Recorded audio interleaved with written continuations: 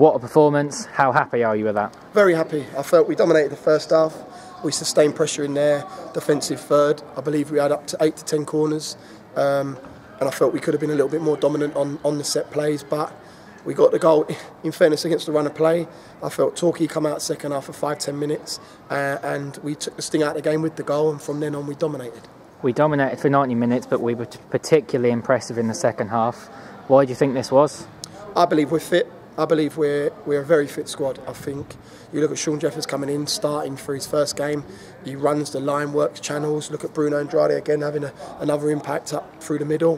For me, it's about the boys' fitness levels, the baseline fitness we've got through pre-season, and I think we're going to see that throughout the season. You look at all the performances, especially second half, we get stronger, and that's credit to the lads. How much does it say about the lads' character that we came back from a missed penalty and an equaliser? I said it in the huddle afterwards. I felt that to go 2-0 up and to go 2-2, and with a crowd of 2,000 behind the home, I felt that they were going to go on and get the win. The fact that we bounced back immediately and then gone and got the fourth shows what character we have in the group, what belief we have in the group, and I believe that if we can continue what we've done this evening, we'll cause some teams problems. Little old Bournemouth coming down to Torquay and winning. How impressive is that for the side? Yeah, like I said, Torquay, a massive club. I think he's done very good recruitment this year in terms of the bodies he's brought in. But I feel that the business we've done this summer has been good. It's been clever. There's been a remit in terms of what we're looking for, a calibre of personnel, fundamentally people, then players. So I think you see that in our performance. Every single goal was celebrated by every single member of the team. Grant runs near enough the full length of the pitch because I believe there's a group that want to win for each other, play for each other and work hard for each other. There are goals right across the park. Bruno and Angelo both scored again. Bradley Sack and Sean Jeffers both opened up with their account. How pleasing is this not to rely on one person for a goal? I said it to the boys at the start of the season, giving them targets in terms of we need goals coming from all areas. You see that again this evening.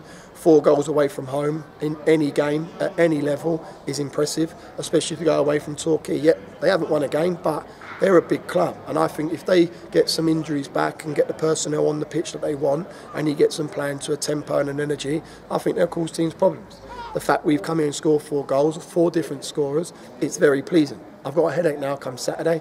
I believe I'll have another 2 ready and fit and available come Saturday, which will come hopefully back into the squad, depending on how Thursday and Friday goes. But we've won tonight. Our focus now turns to Aldershot.